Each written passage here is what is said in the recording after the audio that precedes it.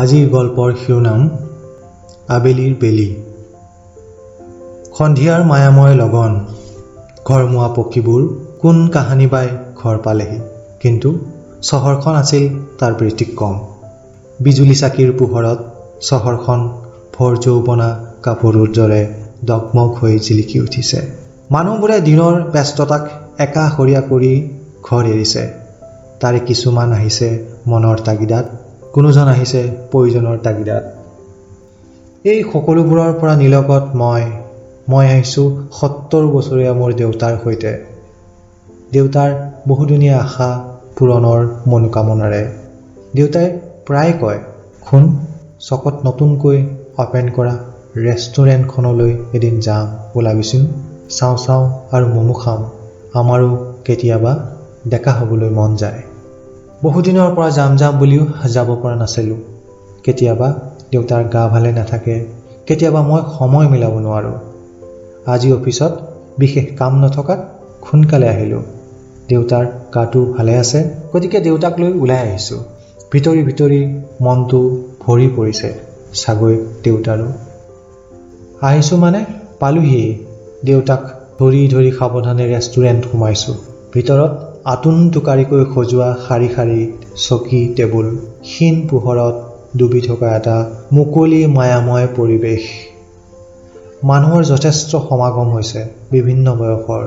তাত উপস্থিত থকা কিছুমানে আমাৰ ফালে, মানে দেউতাৰ ফালে কৌতূহলী চাৱনিৰে চালে।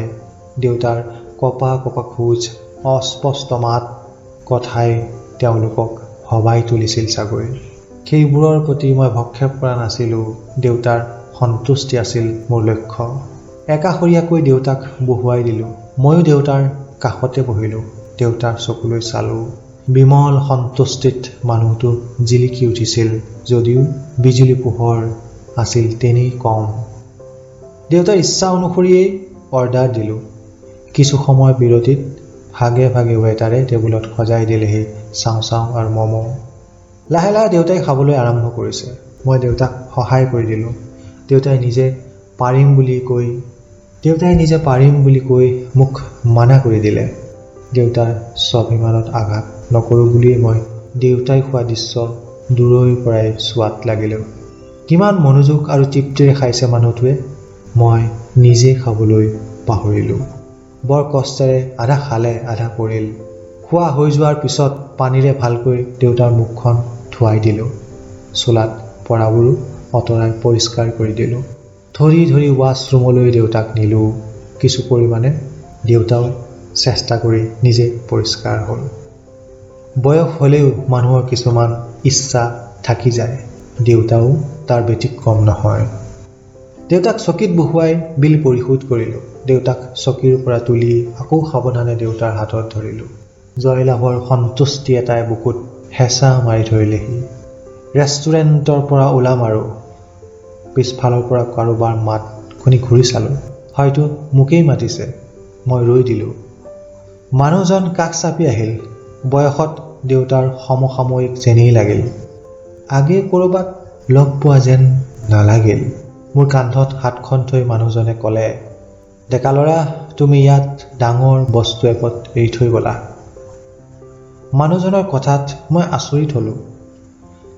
আহি বহা স্থানলৈ ঘূৰি চালোঁ। নাই, আমিতো একো এৰা নাই। খুৰাদেউ, আমিতো একো এৰা নাই। আমাৰ সকলো বস্তু আমি লৈ আহিছোঁ। বিনম্ৰতাৰে মানুহজনৰ উদ্দেশ্যি ক'লোঁ। মোৰ কথা শুনি মানুহজন আচৰিত হ'ল।